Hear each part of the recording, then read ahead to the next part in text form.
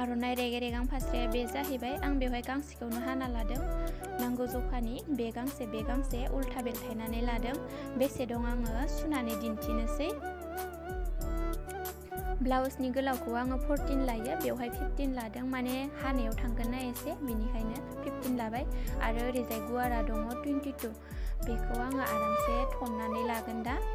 आरो बै गुफुर सकजों एसे सिन होखानाय जादोंमोन, थाब जाथों होननानै। दा भिडिअ दिन्थिनायाव खेबसे बोनानै लाग्रोदोंमोन आरो मोजाङै खिथाबावनोसै आङो। नै बेफोरबायदि थननाय जाहैबाय आरो इयाव मोनब्रै थननाय जाहैबाय। फ्रन्ट साइडनिबो बेक साइडनिबो मोननैबो जाखासिगोन ब्लाउसआ। सुनानै दिन्थिनोसै बेसे दङ। फार्स्टआवनो चेस्टखौ लादों आङो, बिखानिखौ 4 यार्ड लायाखै आरो 8 इंच, ओमफ्राय आरो 2 लाहैदों ओजा बारायनानै। बेयो जाहैबाय चेस्ट। आरो बिखानि गुवारखौ लादों आङो 3 लादों। नै बेवहाय 3 लानाय जादों बिखानि गुवारा। आरो गुवार थाबावोना बिखानिफ्राय ओरै आखाइ खाथिसिम, बेखौ लादों आङो 3.5, माने 3.5 लादों आरो एसे बारा। आरो बिखानि गोथौखौ लादों आङो 6.5, माने 4.6 लादों बिखानि गोथौखौ 6.5। बेखौ स्केलजों आरामहाय सिन बोनानै लाबाय, ओमफ्राय हागोन आरो बेखौबो साइडखौ सुबाय। बेवहाय 1.5 लादों आङो 1, ओमफ्राय आधा आरामसे खेमसिजों हाना लानोसै।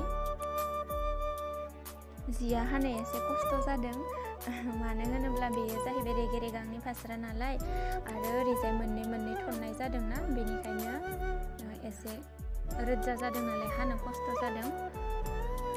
आरामसे गासिखौबो हानानै ला। जिखिनिखौ सुनानै कालार फोननाय जादों बेखौ आरामसे हानानै लाबाय। जिंनियाबो एसे बारा जादोंमोन नालाय बेखौबो हानानै लाबाय आङो। बे फारनिखौबो एसे हानांगोन, सुथेबा हानोसै जाहैबाय। बेयो जाहैलायबाय आखाइनि, बेखौ उल्था थननानै लागोन आङो। दा आङो आखाइनिखौ हालायनोसै। आखाइ गोलाव बानायगोन आरो बेखौ उल्था थननानै लाबाय आङो बेफोरबायदि।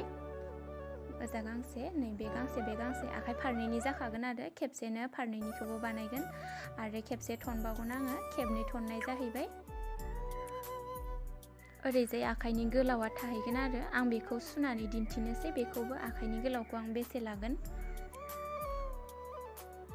आखाइनि गोलाव स्लिपखौ आं 20 लादों। आरो नैबे खर'खौ माने एसे हाजागोन ना, बेखौ सिन होनानै लाबाय। आरो नैबेवहायबो बिदि सिन होनानै लाबाय आरो। ओमफ्राय बेनि गेजेराव गुवारा दङ 2.5 दं आरो बिसोर मोननैनि गेजेराव फार्स्टआव स्केलजों सिन होनानै लाबाय। सुनानै दिन्थिनि आङो 2.5 दङ आरो बिनि गेजेराव 2.5 लानांगौ बेफोरबायदि 2.5। आरो फाफुना खनाया 7 आरो 6.5 लाबाबो जायो। आं 7खौनो लाबाय आरो सुख्रेबनानै 6.5बो खालामना लानो हायो आरो बिनिखायनो 7खौनो लाबाय आङो। आरो बै गाहायनिफ्राय गोजौसिम स्केलजों आरामसे सिन बोनानै लागोन आरो बेयाव सुथाबनाय जागोन। जेसेखिनि जखा नांगौ बै गाहायनिफ्राय बोनानै गोजौसिम 7सिम लादोंमोन ना, बे 7आव ग्रोब फोनांफैनांगोन। बेफोरबायदि औवानि स्केल दानना लाबाबो जायो, होमबानिया खेबसेनो गोलाव ग्रोब आराम जायो आरो। नै बेवहाय बेफोरबायदि सक फोननानै लाबाय।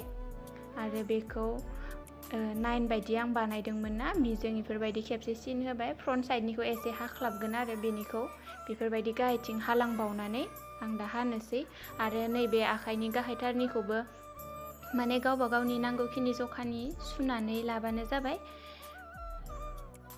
दा आङो हालांनोसै गासिखौबो। बे सिनावहाय आङो बे सिनाव सुथाबनाय जागोन, ओमफ्राय बेनि साइडआव हाबाय आरो बै आखाइनि गेजेरनि मिडिलनिखौ एसेमान हागोन आरो गेजेरनि होननानै थर मोननो थाखाय हाबाय। नै जाबाय आरो सुथेनोसै दा आखाइया जाबाय। ब्लाउसखौथ' हानानै लाखांखाबायमोन आङो, जास्ट बेखौ उल्था बेलथायनानै जइन होबानो जाबाय आरो बेफोरबायदि।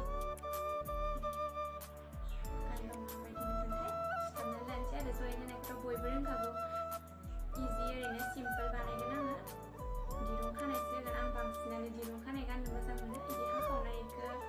बायनायफोरखौ हाखावनाय गाननाय जायो ओमफ्राय आं हारसिंनो बानायबा बांसिनानो बेफोरबायदिखौ बानायनाय जायो आरो क्लिप सोना गाननायखौ आं दा सुथाबलांनोसै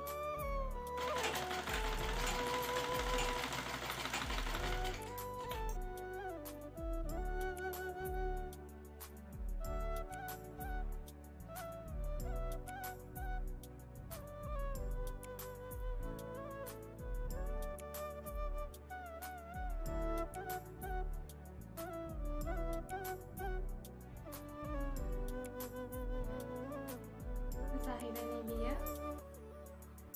ओमफ्राय बेवहायबो आरो माबा होनांगोन माने कानिखौनियाव होदेरबावनांगोन आरो हानानै एक्सट्रा सुनानै दा आखाइ लगायनोसै फारनैबो आखाइखौ सुनानै लाबाय जाहां बेग जायनिया ससे लगायदेरनाय जादों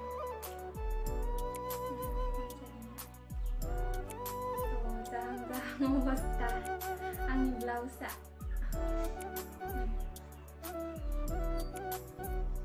बैसागोआव गाननो थाखाय आखाइखौ सुथेनोसै